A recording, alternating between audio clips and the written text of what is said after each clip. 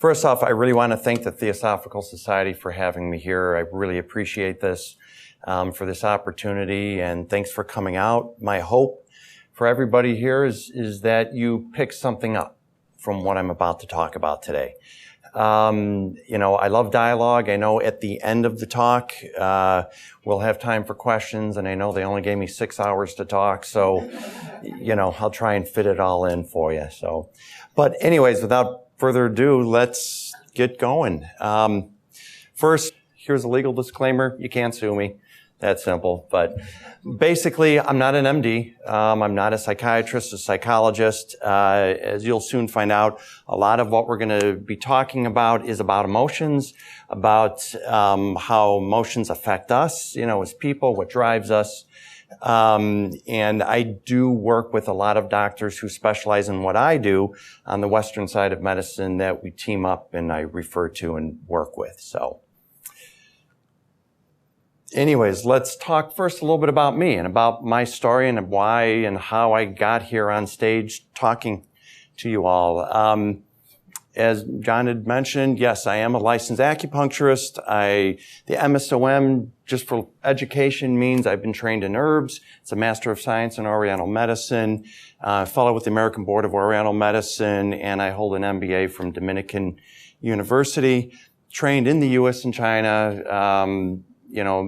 Basically, I started out when I lived in Utah for my corporate job.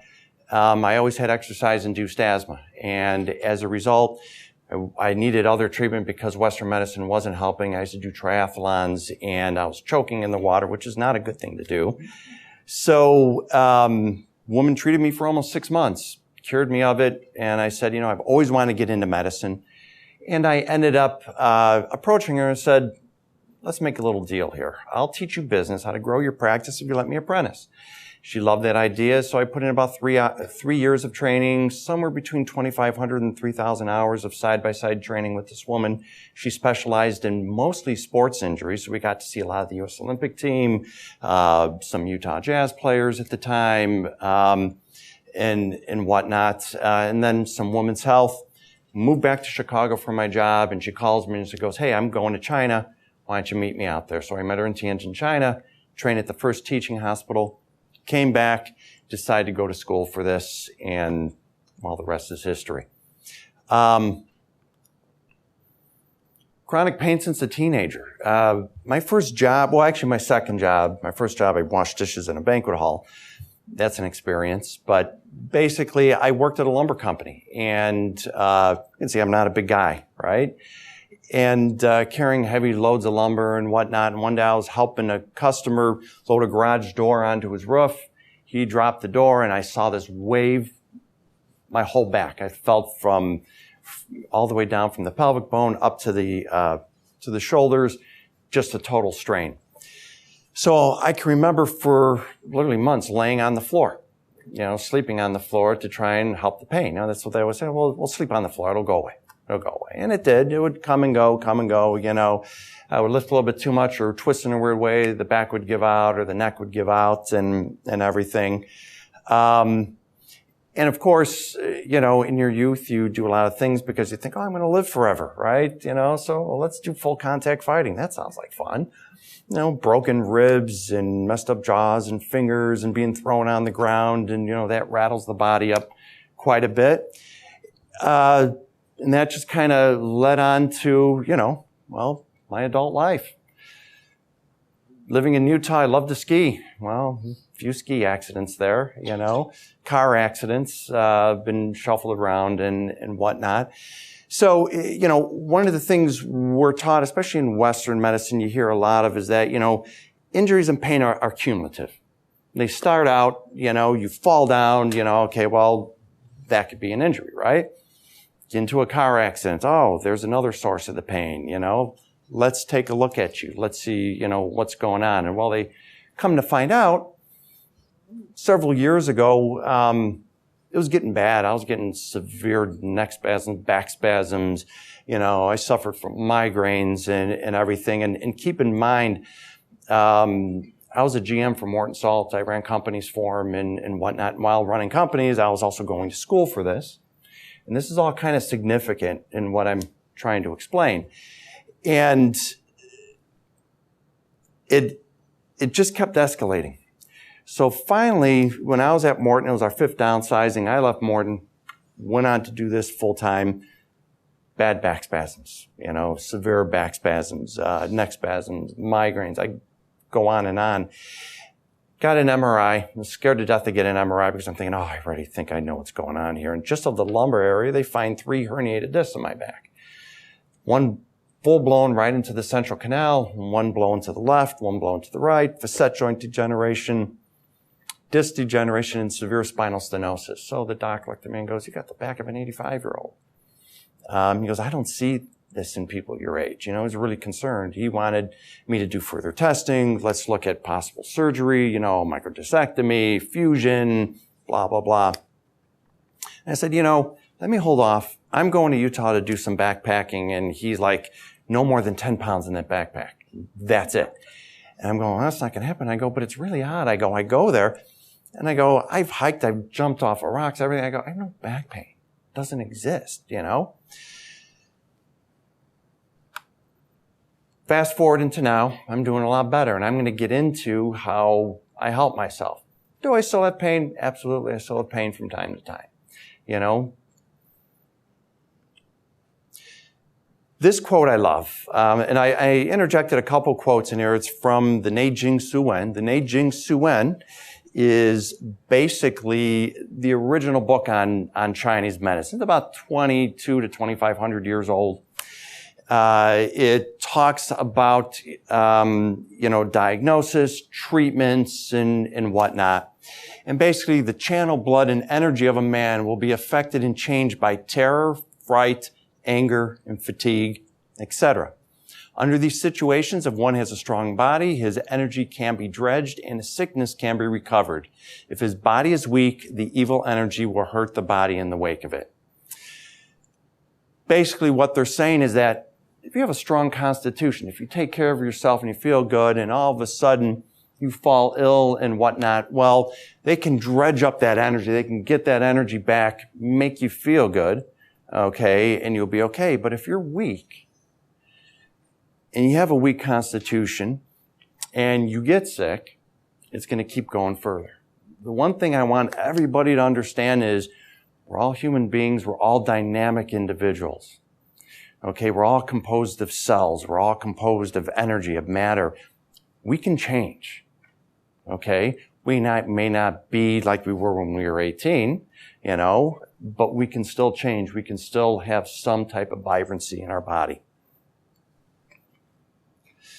So let's talk a little bit about what is basic pain diagnosis in Chinese medicine. You come in to see someone like me and you're going to hear all these terms, and keep in mind, this is a very simplistic view. Okay, this list can go on, and there's subsets that go on, to all this. But blood stagnation. So a characteristic of blood stagnation is sharp stabbing pain. Grabbing pain or whatnot. Women who have severe menstrual cramps that just really hurt. Migraine headaches where they're just pounding headaches and everything. That's what we say, okay, there's blood stagnation. Blood isn't moving. A good visualization is if you fall down, you get a bruise. Color of the bruise is what? Purple, blue. That's blood stagnation. Nothing's moving in there. Qi stagnation. Often these two go hand in hand. Qi stagnation would be like a dull ache. You have a dull headache, my shoulder just kind of achy a little bit. It's not really coming. I could move on with it. It's okay. That's what Qi stagnation is. And you're going to hear a lot about this term through this talk. Wind pain. These three go together a lot. This one in particular, I love this one. Wind pain means I have a pain here next week. Oh, now my neck is hurting me, but my shoulder's fine. Oh, now my back hurts. What's going on here? Why is it that 1 week I'm fine, next week I've got all this pain? That was characteristic of me. I couldn't it drove me nuts, and so I would try and treat it through Chinese principles. my neck would lock up on me, right? My back would lock up on me. You know, sometimes there'd be a cross where you feel both going on, but it's usually then one goes away and one stays there. And all of a sudden that goes away, and now all of a sudden I have a migraine, okay?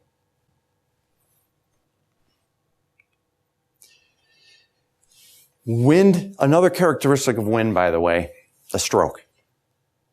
Comes on suddenly. Okay, it just all of a sudden affects the body. So you think of wind, you look outside, you see a tree, and all of a sudden the wind blows where you don't see it, but all of a sudden one side of the tree starts shaking, then the other side of the tree starts shaking. That's the concept of wind too, where things just appear suddenly. Dampness. So the easiest way to explain this, how many of us, have pain when it rains outside? Oh, I've got an aunt who could tell the weather because that front's moving in, and we call up Aunt Betsy, and Aunt Betsy says, oh yeah, expect a lot of rain today. That's coming through. Dampness can also take on other characteristics in the body. So you see some people that have a lot of water retention. Okay, that's dampness. We need to resolve the dampness. Physical trauma. So now physical trauma, and this is asked a lot, saying, yeah, but I fell down, I broke a hip. Okay, what does that have to do with wind or whatever? Well, physical trauma, what happens? Will cause blood stagnation. And blood stagnation, obviously causes pain. Physical trauma is a big source of the pain that we see today. Obviously you're in a car accident, you fall down, that obviously is a big source for pain. We have cold pain and hot pain. So a good example for cold pain would be, let's go back to arthritis, where your joints ache, but it's relieved by warmth. Hot pain, my favorite example is rheumatoid arthritis. The joints all of a sudden become achy, red, inflamed. That's how we know we're dealing with hot pain. Cold pain can be associated with a woman's menstrual cycle. She has a period, but she's in such severe pain. The only thing that relieves it is heat. She needs a lot of heat to help relieve it, help penetrate deep into the body. So let's take a look at, how is pain formed in the body from a Chinese perspective? These two quotes I love. If there is free flow, there is no pain. And blood flows where energy leads. This is actually my favorite quote in all of Chinese medicine. It makes so much sense.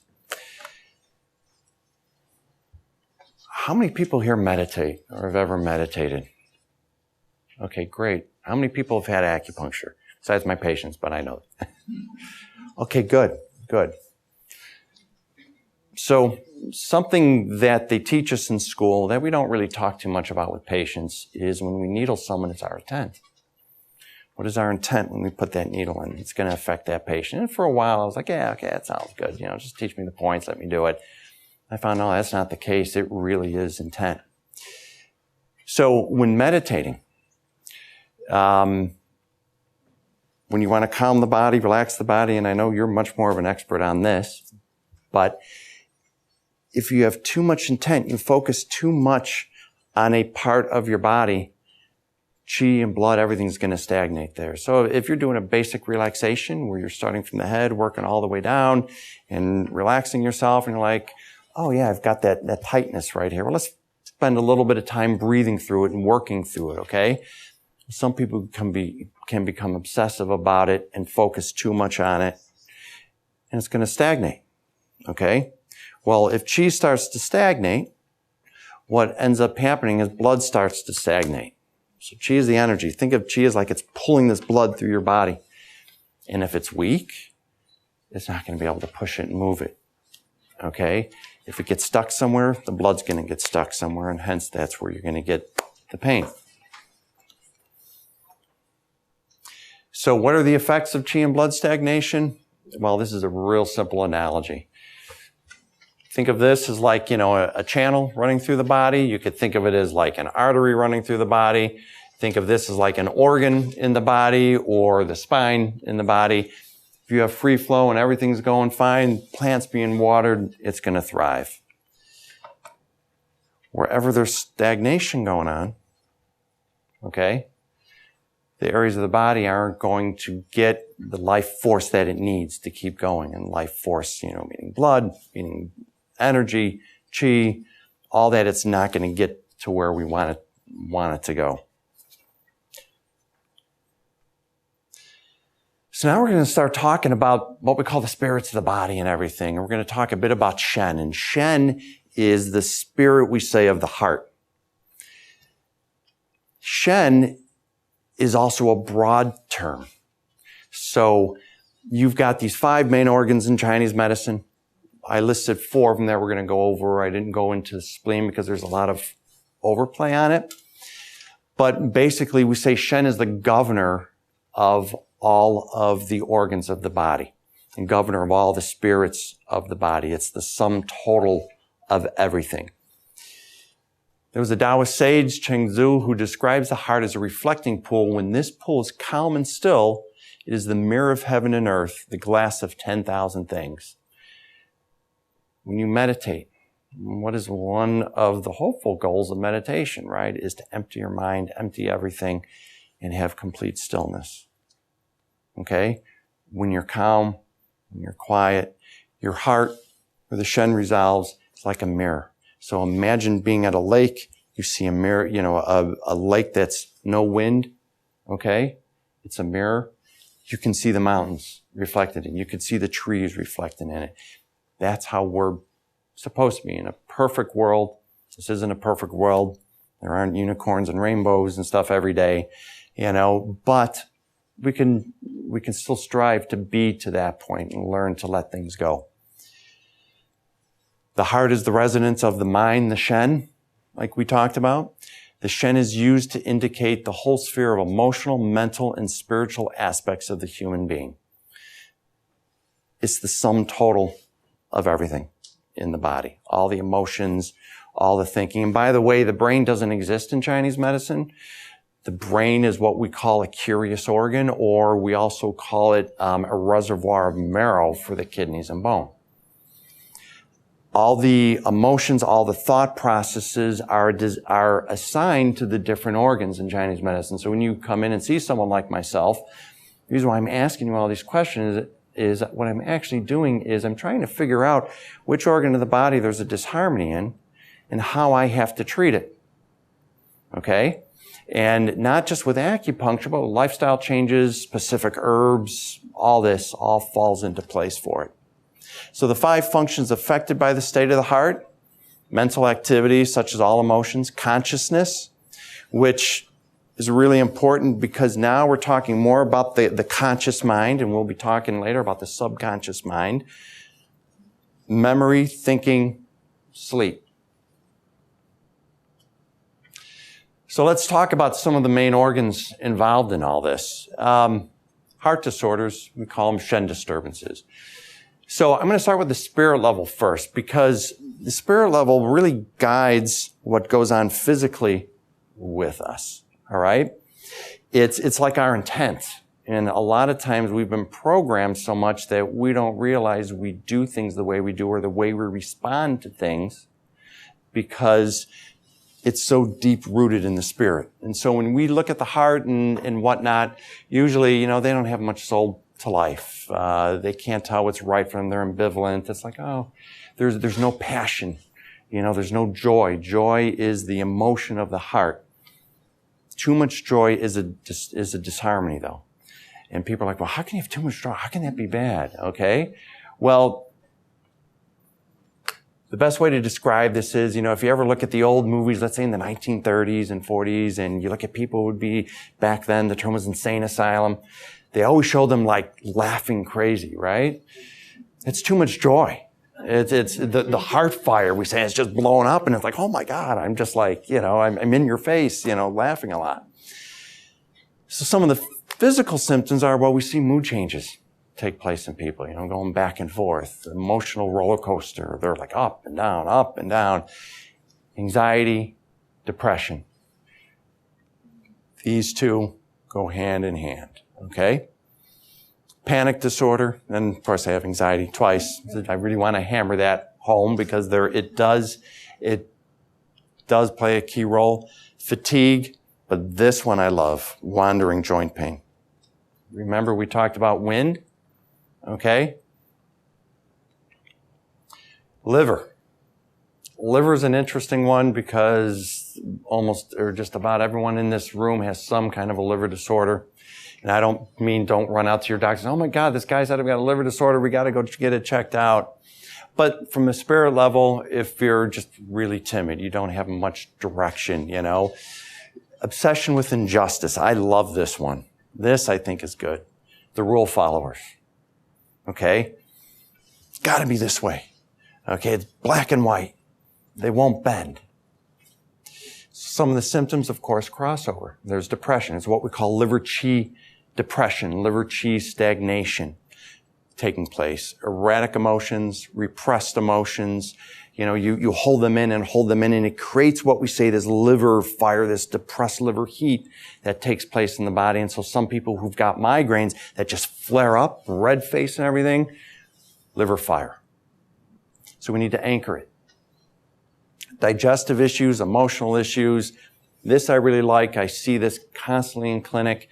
A good way to describe it is if you get stressed out or emotional, your stomach hurts. You can't eat. You have no desire to eat. Some people are great. Some people are the opposite. Oh, no, not me. I could eat when I'm emotional, when I'm stressed out. Well, people like myself, no, I don't want to see anything. I can't even think of food until the problem is resolved for me. Outburst of anger. Liver opens up into the eyes, the red face, they can't control that temper.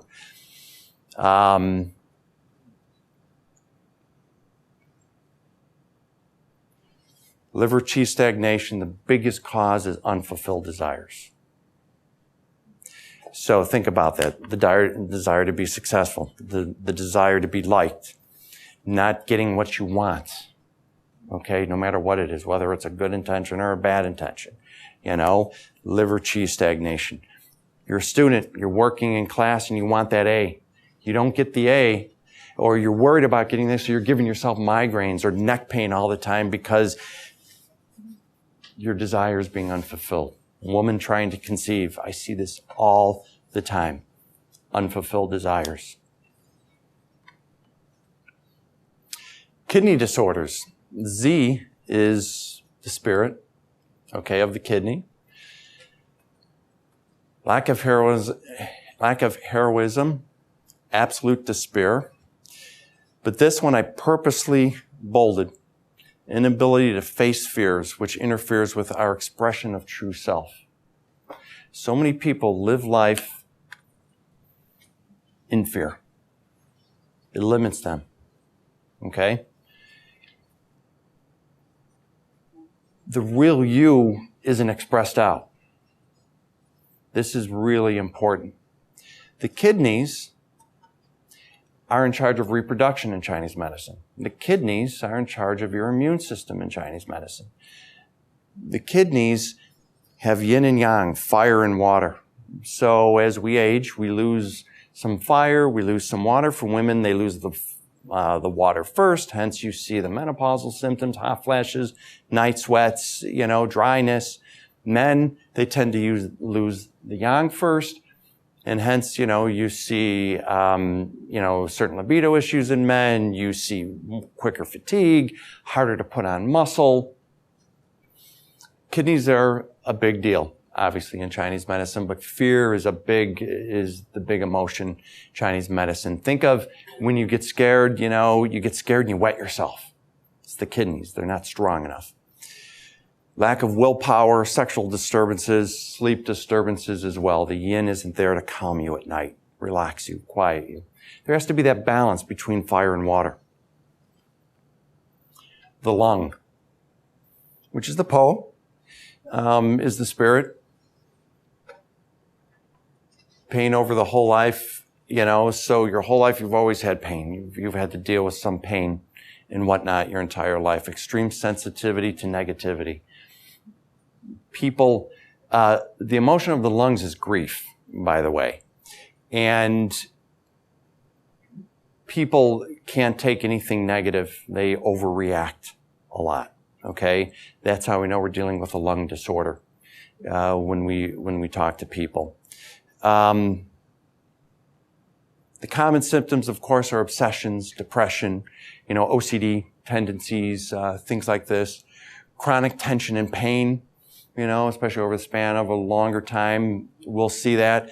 And again, these are, if it starts off here, the chronic tension and pain, it's going to end up leading, because this is an energy, to liver qi stagnation, right? And when liver qi stagnation keeps going, what's going to end up happening, you're going to have blood stagnation take place. Asthma, obviously, because of lung, but you can have kidney asthma, okay, because the kidneys help anchor the lung and pull it down when you breathe. I have a patient now. She's about 78 years old. She's in from Bulgaria, and she has COPD. And of course, you want to treat the lungs, but really I'm treating her kidneys. And her daughter was telling me that she was outside playing soccer with her grandchildren the other day. She's able to breathe much better. So what are the Western equivalences of Shen disturbances? This is where I want to start kind of tying things together a little bit. So some of the Western equivalences are what they call tension-myoneural syndrome. Mind-body syndrome is what people hear most about. Tension-myositis syndrome. You lump this all, we could say psychosomatic disorders. I'm always nervous when I talk to a patient about pain, mentioning the phrase psychosomatic disorder. And the reason why I'm fearful, and coming back to my kidneys, is because I don't want the patient thinking that I'm saying, well, it's just in your head. That's just dismissing them. That's just dismissing what's actually going on, in their body. Yeah, it's in their head, but it's in their body. And it's all legitimate. Everything is absolutely legitimate, right? We're trapped in these vessels, okay? So we have to learn how to work and deal with it. There was a Dr. John Sarno, who I've read all of his work. I've read about 17, 18 books on this topic because it fascinated me so much. This is Chinese medicine, what he talks about here. And I'll get into some quotes and everything in a little bit. But he was a pioneer. He was, I think, 94, 95 when he died, and talking all about how the mind and the body are connected. They're one, and how to face fears and deal with pain and everything. And now, because of the opioid crisis, doctors don't have much in their arsenal. They're now going to his work. Whereas before, it was big business for them, right? And don't get me wrong, I'm not saying that people may not need a pain med or that people may not need a surgery. Absolutely, you do. And there are times I refer patients saying, you really need the surgery. We've done everything we could for you. You've done the work, and for some, they need it. And it's life-giving. It's, it can really help them. The way I look at it all is the subconscious mind is, you got the conscious mind. I'm talking to, I'm conscious. The subconscious mind is driving me. It's the sum total of all the spirits we talked about up there. Okay? That's what brings us to our conscious. It's kind of like all these little voices, all these little organs are talking to each other, and the governor, the heart, is saying, okay, I'm going to take everything you're saying, and I'm going to make it rational for this person to deal with and how they interpret it.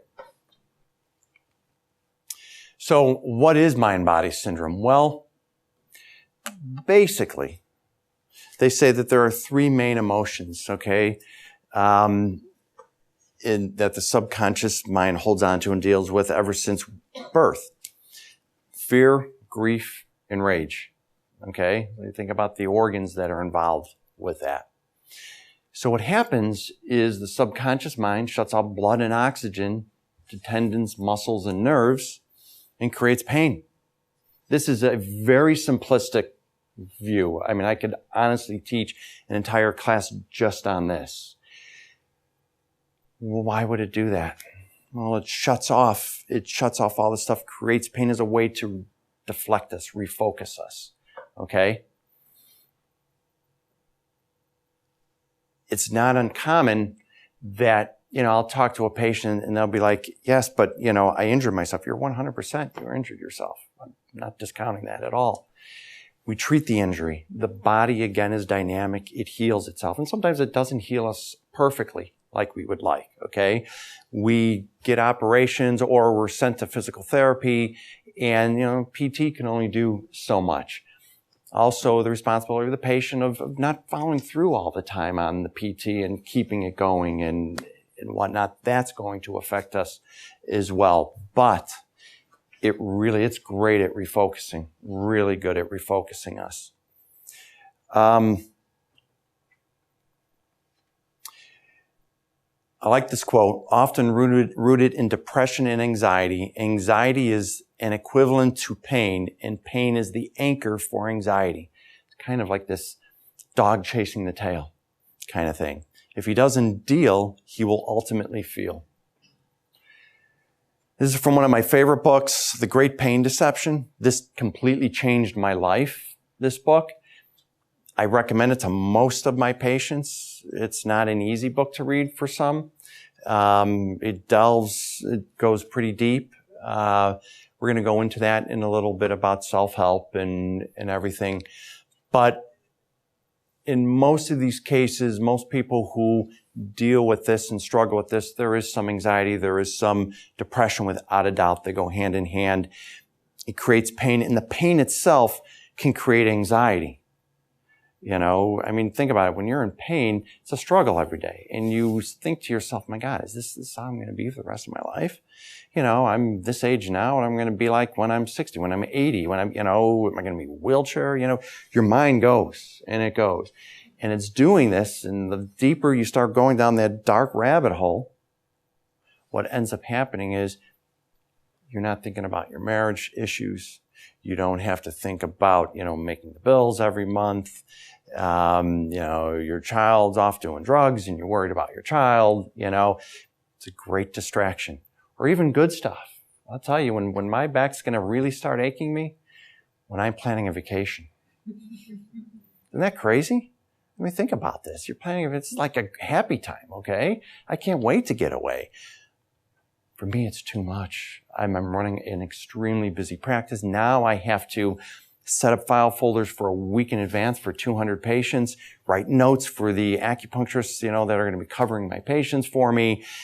When do I pack? I'm usually packing the night before, 2 a.m, trying to get everything together. In the meantime, my mind's also going of what everything I've got to get done and do.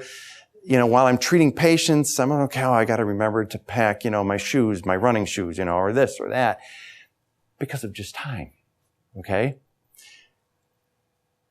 Certain personalities, and which I didn't put in these slides, are actually affected more by others with pain. Typical type A's. People who are introverts a lot of times will get it. Okay? Because they're pushed into things that they don't want to be. The do-gooders. The rule followers. All right? They're going to be hit, with that. People who put themselves under too much pressure to be perfect and good all the time, or acceptance of others and stuff, that's going to be, they're going to be affected. People who can't say no. All right? People pleasers. Who can't say no. People who don't like confrontation. Common one. Absolute common one. So I wanted to talk briefly about some fast case studies and give you an example of how all this kind of fits together. And I had a doctor a few years ago came in to see me. He brought in his wife because he couldn't talk. And he had a laptop. And does everybody know what a uvula is? It's that funny little thing that hangs in the back of your throat. Well, that was swelling. His throat was hurting him to a point where he was just basically eating water and a basic liquid diet, because the pain was getting so bad. This poor guy was losing weight. At one point, he was thinking, I'm going to have to be put on an IV. He's been to Mayo Clinic. He was at University of Chicago, Northwestern, and I don't recall the other clinic he went to.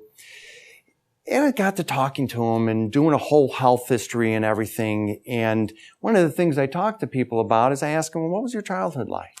I want to find out, what their childhood was like.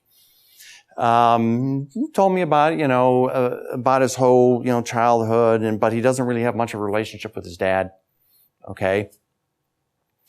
In working with him, I started working with him and he was getting better. I was doing local points around the throat and other points. We saw, a little bit change and stuff. I brought him in to talk further about him. His wife, of course, is there because she is typing the answers of what he would say because he really couldn't talk. He didn't want to talk. It hurt too much. Well, come to find out, he was offered a premier job on the East Coast, running his own clinic. And he really wanted to take it. And at the same time, he had just started a relationship back with his father. That's when his voice started going. Okay. And when the pain and everything started happening in his throat. And he told his father about this great promotion he was going to get and run his own clinic.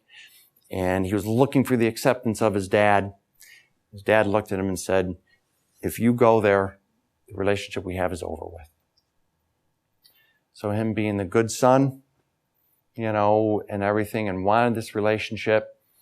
And by the way, the heart opens up through the throat, okay, in Chinese medicine, or actually through the tongue, okay, and the mouth and uvula and all that. It all clicked. So I said, all right. I go, well, here's what you got to do. And I started talking to him about visualizations, about this, and I gave him some books to read, and I hooked him up with this very specific doctor who dealt with TMS. We still treated him, to keep him calm and whatnot. And one day he shows up in the office because he was gone for about 4 weeks or whatever. And one of my staff members grabbed me, and they go, Dr. So-and-so's out there, wants to meet you. So I walked in the waiting room, and he starts talking to me like I am. And he starts crying and gives me a big hug.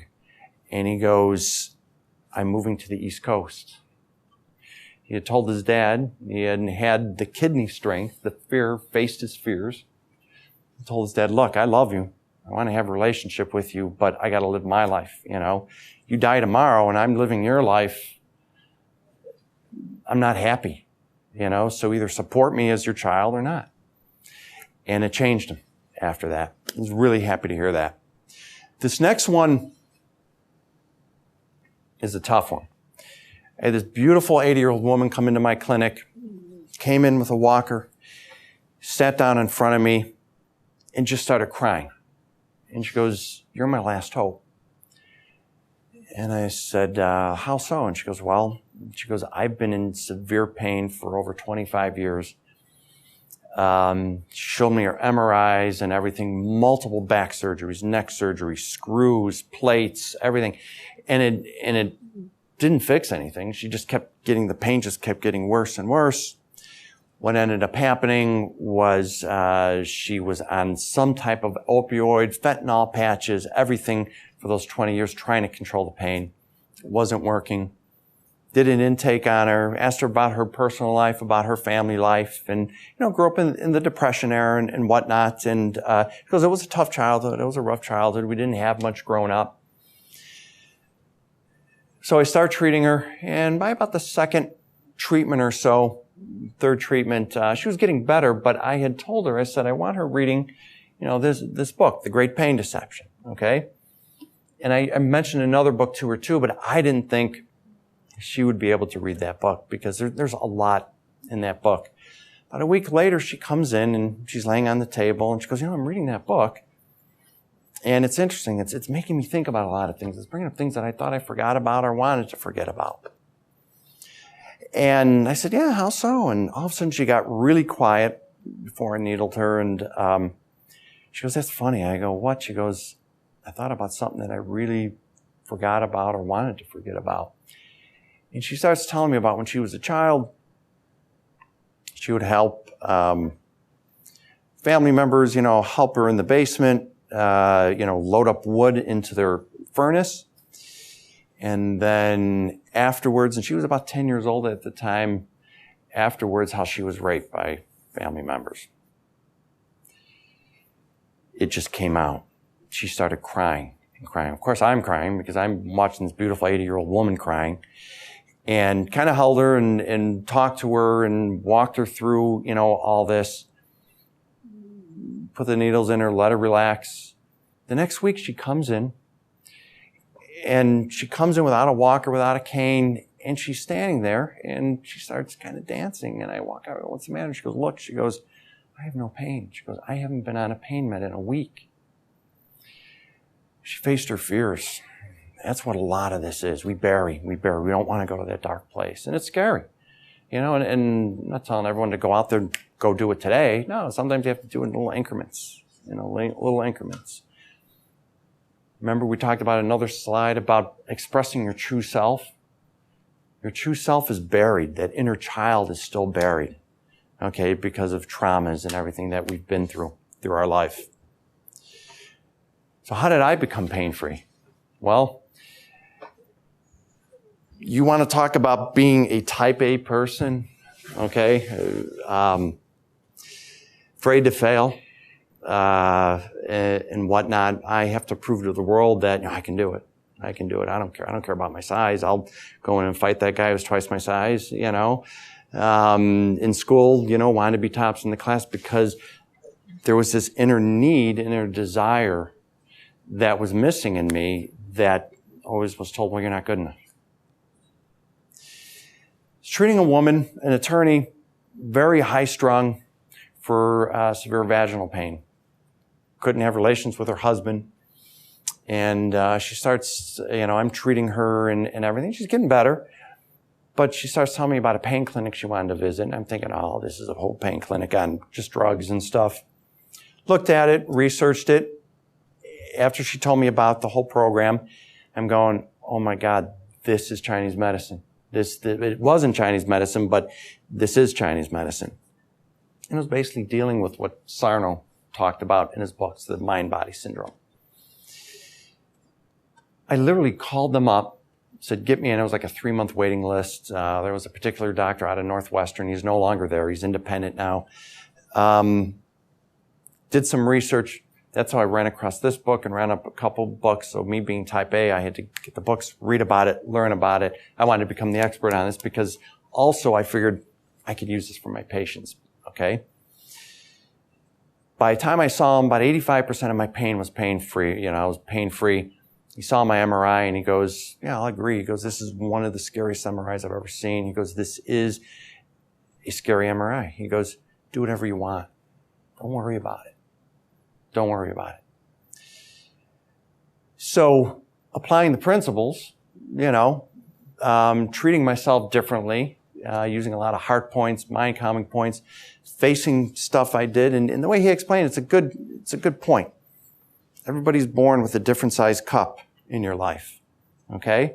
Some people have really small cups they can't handle a lot. Some people are born with large cups. And he goes, Pete, you were born with a cup like this. And he goes, but the problem is, your cup was 3/4 full by the time you were a teenager. When I was a teenager, parents were divorced before that, my parents were divorced when I was 4. Lived with my mother, my grandmother, my sister, no child support. That's childhood abandonment. That's a big one. A big one. Remarried, going through, school. Of course, I had the physical trauma, everything that took place. When you have a physical trauma, what ends up happening is there's a neural connection that your brain right away says, we got to fix this. There's something going on here. Body repairs it. But what ends up happening for a lot of people, that neural connection still stays there. Okay? So now, in times of grief, pain, sorrow, you've got too much on your plate, it's gonna activate it, and it's gonna say, okay, let's turn this on. Let's refocus him. And so you think, oh, it's that old football injury I had from when I was a teenager. Now I'm 55, okay? Body's healed many times over, but that's how this works. You have Shen disturbance, we call it. Doesn't mean you're crazy, all right? It's just, hey, you got a disorder going on with an organ. Let's address it. Let's fix it. Let's look at what emotion is really taking place here. Let's look at the pain. Where did this start? How did this become, chronic like this? This is kind of how we meld the Western with the Eastern on everything. So when we gain the strength to face who we are and how we react to life openly and honestly, pain and illness have few places to hide in the body. From the Great Pain Deception again. Love this quote. It's so true. Once you start ferreting it out, and I've got news for you, once you start facing it, don't be surprised if all of a sudden the back pain goes away, but now that neck's going to act up. Or now that shoulder's really going to act up. Or a pain that you haven't had since you were a teenager is now going to come out, like you get TMJ or something. This is very common. The body does not want to give up this defense mechanism. Okay? And it may never totally give it up. And that's fine. Even Sarno talks about he had pain, he had issues, he would get acid reflux at times and whatnot, and he'd have to figure out what's going on, but that's okay, but don't fear it. Never fear it. All family relationships are emotionally loaded. It is one of the first things to be considered when someone has an attack of TMS, tension neural syndrome, that seems to come out of nowhere. Family relations. All the time I look at them. One of the biggest times we see a lot of issues is Mother's Day. Relationships with mothers, missing their moms. So when pain's going to act up on me, it's usually in January, right around January. That's right when my mother passed away. I was in charge of her estate. And the last time my back went out on me, it was a Tuesday. I was getting ready. I was at the sink, and my cat came up to me and jumps up and puts his back paws on my leg, and he's hitting me. He wants me to play with him. So I'm like, all right, I'll give him a minute. Bent over to pick up a string, heard a pop, dropped to my knees, full-blown spasm. I mean, I couldn't even breathe. And I laughed. And I honestly laughed. And I'm going, I know what's going on here. Stood up. That whole day was a rough day because I had to be in my Wheaton office. Then I had to drive to my Joliet office and work there till 10 at night and come home. If I leaned this way, the spasm would get really worse. But if I leaned this way, I could stretch out the muscle, oxygenate it. I know the spasm would be better. So when I work on patients, which way do you think I lean? To the left or to the right? If I lean to the right, the spasm is better, right? I lean to the left. I want it to hurt. Why was I doing that? Because I'm taking command of my body. And I said, no, Shen, no. Heart, no. I'm in charge. You little guys that are in there are not in charge.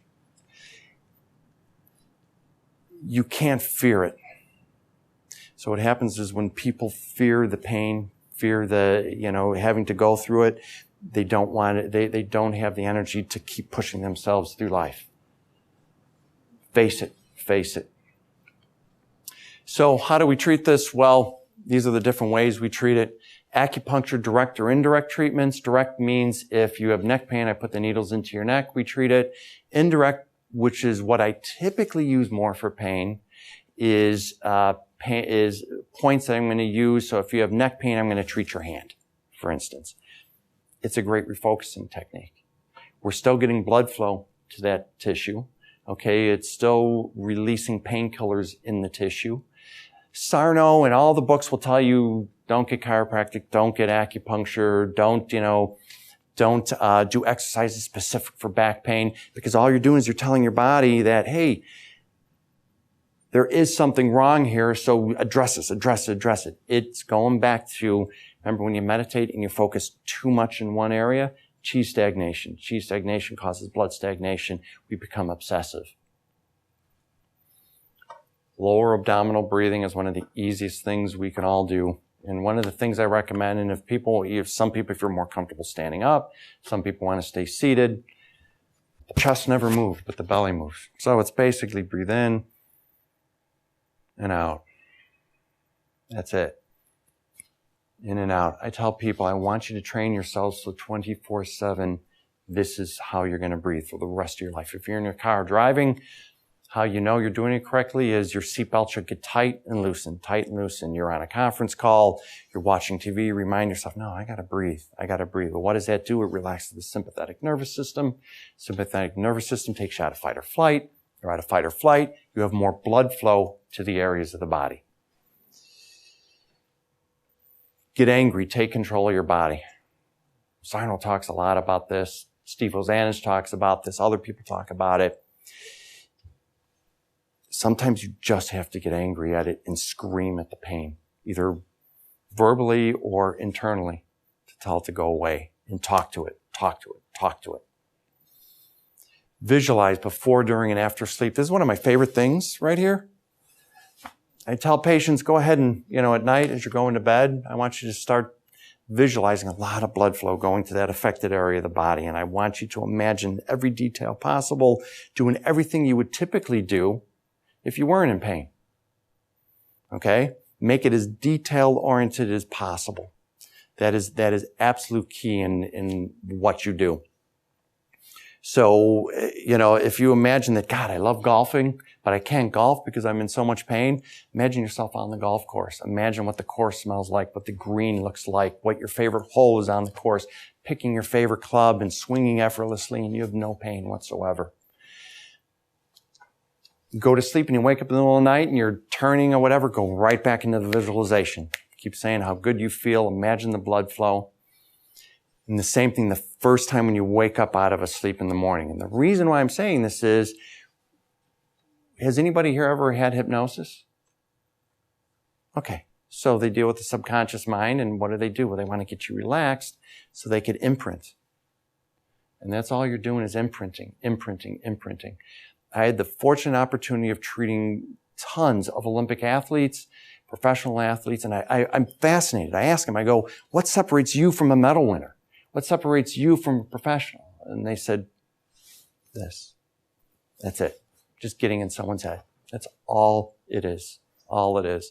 An old movie I've seen multiple times, a documentary, is called Pumping Iron, about Arnold Schwarzenegger. This is what he would do. The people who would room with, he would just get in their heads, just mess with them just a little bit. Because he knew that if they're standing on stage, they would have just a slight self-doubt and it would come out in their poses. The guy was a genius. I loved it. Face your fears. Don't be afraid to face them. And if you need help to face them, work with somebody to face them. Journal. This is also good for a lot of people because you're putting your emotions out on paper. And for some, they could make a ceremony of them where they could burn them, throw them out, shred them, and it's gone. Move. I want you exercising, moving. Don't be afraid. Our bodies are designed to move. I'm not saying to go out and start a powerlifting class tomorrow, but move. When we don't, we stagnate. And this, I think, is one of the biggest things forgive and live life. First, start with forgiving yourself. You can't forgive others if you don't forgive yourself. And then forgive those who harmed you. It's hard. It's really bad. I'm not saying you can do it right away, and you may never be able to do it. Everyone's different. But forgiveness is huge. What I included on there and on the handouts and everything, and thank you for the Theosophical Society for printing this off for me. These are some main points that we hit on the body, okay? You could massage them, okay, up in the ear, Shenmen, that's a good mind calming point. There's a point, Shenmen Heart 7, we call it, right here. Tons of scratches. I have new kittens, so they're attacking me constantly. CV17, I love this one. It's right here in the center of the chest, right in between midline here, about the 6th intercostal space. I tell patients, go ahead and massage it. Massage it, You're stressed, focus on this and massage it. We talk about breathing and breathing in and out and relaxing. Breathe into these points. Breathe into this point. Breathe into this point, especially yin tang. Yin tang is a great mind calming point. Some people call it the third eye.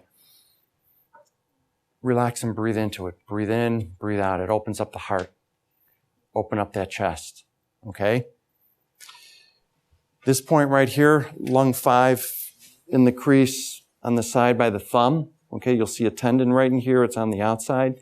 This is a big grief point. huge for grief. So if I know people are going through specific grief, massage it, work it, breathe into that point, okay? It's also okay to go ahead and massage the whole body. Work the channel, work the whole ear. You could treat the whole body just through the ear itself. Give yourself a self-massage in the morning. You know, when you wake up, wake yourself up. In the shower, go ahead and just spend, 60 seconds putting pressure on all these points. Some of the resources I put down just quickly, Healing Back Pain, Dr. Sarno, love it. The Great Pain Deception, written by Ozanich. Five Spirits, this book, really recommend it. A lot of the quotes, a lot of the stuff I put in here about the organs are all in here. She's an acupuncturist. I know her, wonderful woman. They get deeper into the energy spirit level and the alchemic use of how we use acupuncture. Can't recommend it enough. I know I talked to your bookstore about bringing in some of these books, so I think they may have. I looked on the table. The book that inspired me to get into Chinese medicine, they have the Complete Book of Chinese Health and Healing. I have actually two books, because the first book I used so much it just broke apart. I absolutely love that book. Highly recommend. Check it out from their library. And Daniel Reed's stuff. The first book I had to read on Chinese medicine is The Web That Has No Weaver. I see you have it too. My woman I apprenticed under made me go ahead and outline it. And then look on YouTube. There's a video called All the Rage. It's a documentary about Dr. Sarno. Really good documentary. Love it. All the people in the documentary are patients of his. So you'll recognize, people like Howard Stearns in there, Larry David's in there, and whatnot. Is there any parallel with or any association with what the chakras? I mean, there's like the 7 chakras, yes. And they talk about energy flow through those chakras, and where they get stuck, you can yes. creates pain. So and I'm not an expert on chakras. I'm going to say that now, but if I had a chart here showing acupuncture meridians and everything, the chakras correlate a lot to the Renmai in Chinese medicine, the Du-Mai in Chinese medicine. The Renmai is called the conception vessel. It starts in the perineum, okay, which would be the root chakra, and it runs all the way up to the crown of the head. Well, it stops about here. The Du-Mai runs from the tailbone up the spine to the crown of the head and then stops here. So you have the crown chakra.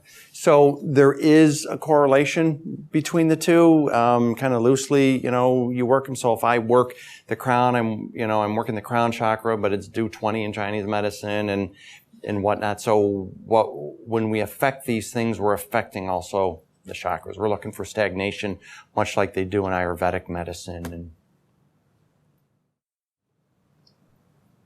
Going back to direct versus indirect treatment, Mm-hmm. How do you make that determination as to what might be best? That's a really good question. When I started changing up how I started treating people for pain, I remember when I was talking to this doctor, he goes, I love acupuncture. I believe in it.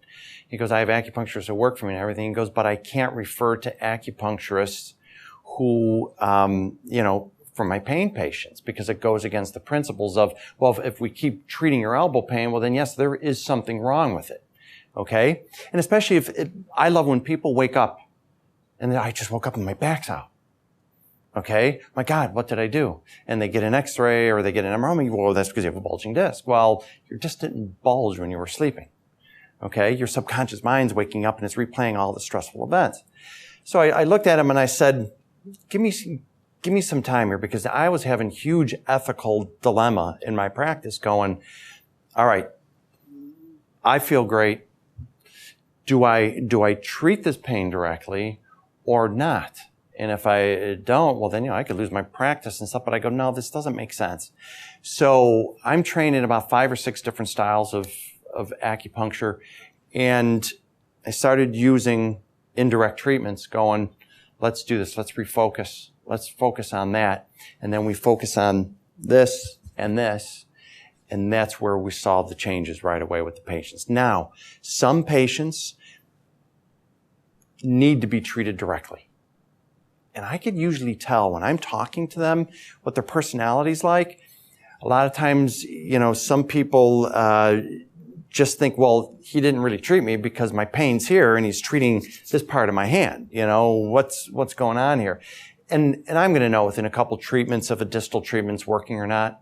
And a lot of times when I work on somebody, I'm usually incorporating 2 or 3 or 4 styles at a time with somebody, because I don't want to waste their time and money. But in most cases, I can tell, I'll know. And a lot of times if they come in with a headache and I do 1 or 2 points right away and it relieves it, I go, yeah, I know what's happening here. And so that's how I determine. In just years, I've been doing this about 23, 24 years, licensed about 15, 16 years, and you just kind of know. So when you were talking about the disorders of like the liver and the kidneys and things, I wasn't quite sure. You're not really talking about physical disorders of those. Like you don't have like a liver infection or something like that. Right. Right. It's where it's a disorder of what, like. So in Chinese medicine, you hit on a good point. If I tell a patient that, well, you have a kidney qi deficiency, okay, or liver fire, right away they're thinking, oh my God, my kidneys failed. But you can have kidney issues.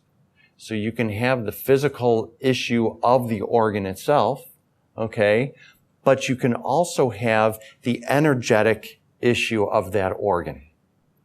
So if someone's frightful and fearful, when we know they have a kidney insufficiency, we have to strengthen their kidneys.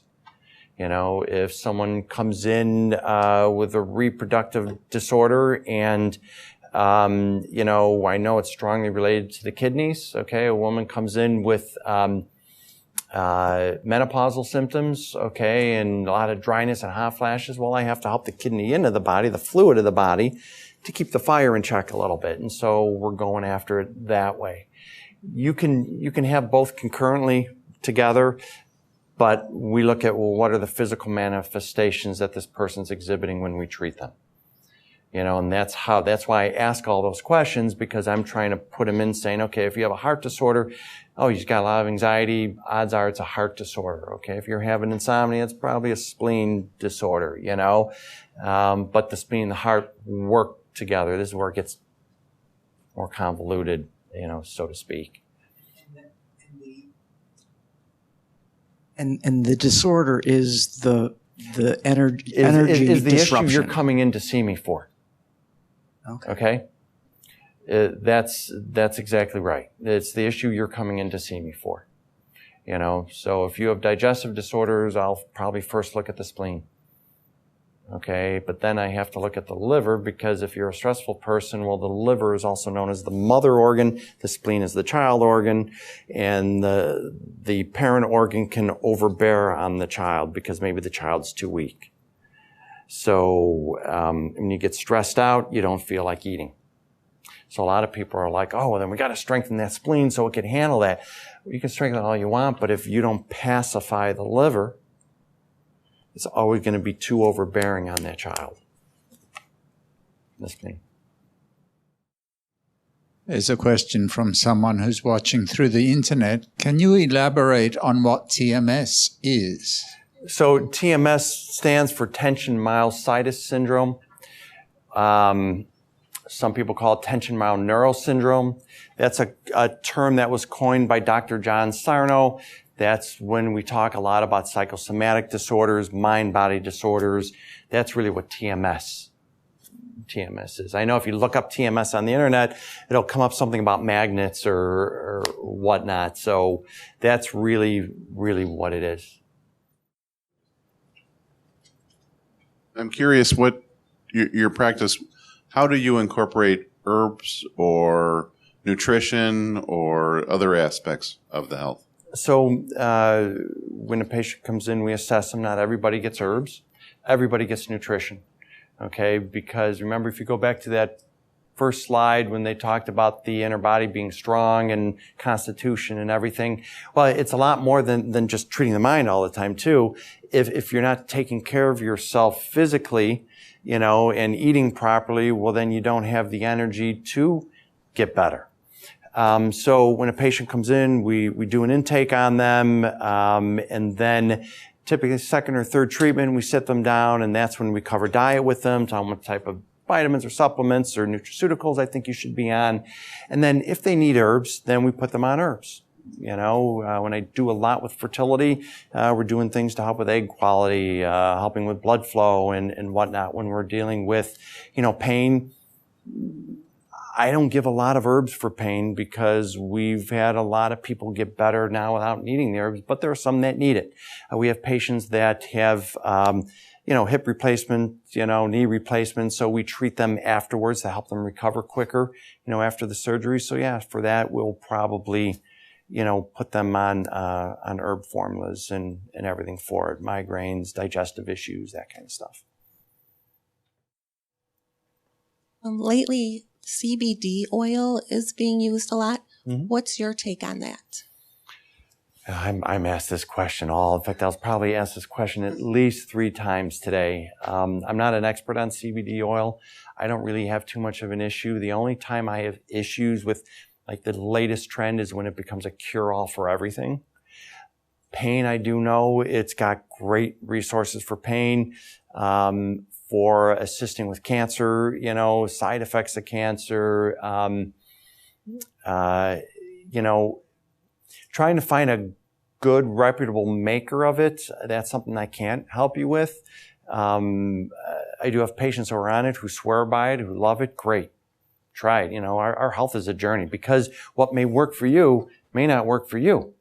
Okay. And vice versa, but elements of what you did may help with what she's going through. So, don't be afraid to try things out. And different manufacturers have different strengths of it as well, different purities, as well. I've read somewhere, seen some videos about treating pain with fasting. So like not eating food at all for a certain amount of period, whether it's a day or a week, and how that can lead to treating particular problems that a person might be facing. If you could just talk a little bit about that. Well, the little bit that I know about treating pain in that particular fashion, how I look at it as, especially if there's digestive disorders and stuff, if some of the etiology of the pain could be coming from bad diet or the gut isn't working properly. So then we get into leaky gut, things like this. And when you do fast, okay, the big thing now is fasted, not eating till noon or 10 o'clock or whatever, or working out while fasting. I do that when I work out. I don't eat anything. I get up in the morning and then I go straight there on an empty stomach, and you're used to it. Your body's burning more fat. It's utilizing it more and whatnot. And, fasting itself is very good for the body because it can detox, it can cleanse the body. When people go through liver detox and stuff, this is what I have them do is, I said, hey, you can even just try a water fast for a day or for 2 days. Because it allows your body now, the scavenger cells to now do more of its duty instead of taking up all of its time digesting food or bad food and whatnot. So I think that's one way that it can help strengthen the body and help it heal. I don't have an issue with it. I like it. I just had a question about for the too much heat. How do you balance that out? And which meridian is it? Well, it depends on what heat we're talking about. Because you can have heat in every channel, okay? So if we're looking at menopause, okay, or if we're looking at, let's say, rheumatoid arthritis, joint pain, everything's inflamed. We'll use specific points on the body that are heat clearing points. I had a woman come in hot, and she was more menopausal, just hot. I mean, she ran hot. She would, in the middle of the winter, would literally be in sandals in snow walking to her office because she just couldn't handle the heat. She'd sit at her desk. She would have fans blowing on her just to stay cool. I remember I did a treatment, and to this day it stands out. I treated her, put the needles in her, I did all these heat clearing points, a little bit of balancing on her. I left. I came back in the room, and I remember when I opened that door, it was like I walked into a humid sauna. Just the whole room was just moist heat coming out, and she's on the table freezing. And it was the coolest thing to this day, and so we still talk every once in a while, and every time she starts to feel a little bit hot, she comes in, she only needs about a treatment now, and she's good to go. Good to go, you know. We have to look and figure out what is happening with the patient and what's happening with that particular organ or organs, because multiple times by the time we see somebody, they're already pretty far gone. We see them, we're like their last hope. And so it takes a while to work with somebody, but then, you know, we'll try and clear out the heat, but you can't clear out too much heat either. You know, it's yin and yang, it's balancing. You're going to go from here, you're going to swing here, and you hope you're going to end up somewhere in the middle.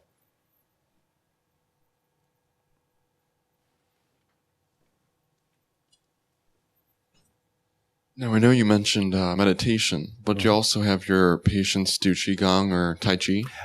For some, yes. So a lot of them I recommend. You know, I trained in Qigong and Tai Chi. I love it. I think people of all ages should do it. You know, if you're wheelchair bound, you can still do it. There's some good classes out there, you know, for movement. If you really think about what people don't understand about Tai Chi, first off, it's a martial art. Most people don't even realize it's a martial art. But secondly, it's used for medicine. And it's used for self-healing. And what is the main goal of it, right? And all the movements that they use in Tai Chi open up different acupuncture channels in the body. And it's all about free flow. And it's all based on the principles of yin and yang, soft and hard, soft and hard. You know, so I'm a huge proponent on it. And you could take that and expand that into life lessons about when to, you know, deflect and when to be hard, when to confront, when not to confront, you know, but absolutely, I love it. I think everybody should do it, especially as we age. It's going to help with balance and whatnot. I'm going to do my best to describe a strange pain sensation, and I've never tried to describe it to anybody before, so if anybody knows what I'm talking about, please speak up. Oh, this will be fun. It's interesting. That's all right. So going back to hot, cold, wind, sharp pain.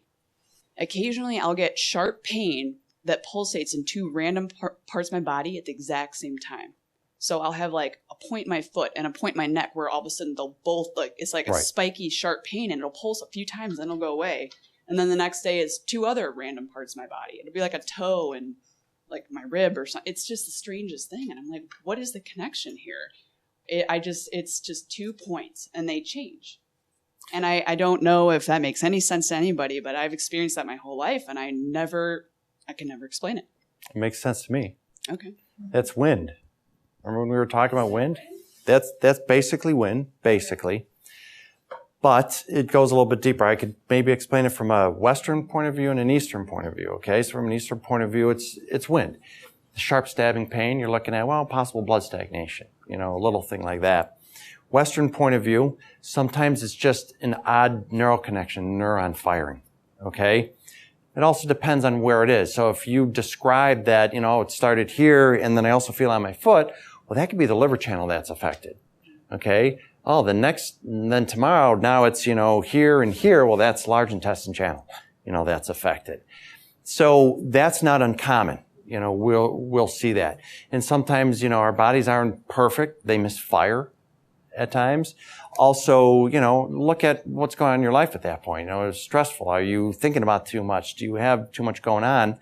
You know, and then it goes back to, well, is it TMS? Is it not TMS? And this is where I struggle. This is where every doctor I know that treats the struggle is saying, well, is it mind-body syndrome or is it an actual injury or it's both, you know, at the same time? How much is one? Is it 80% mind-body, 20% injury, you know?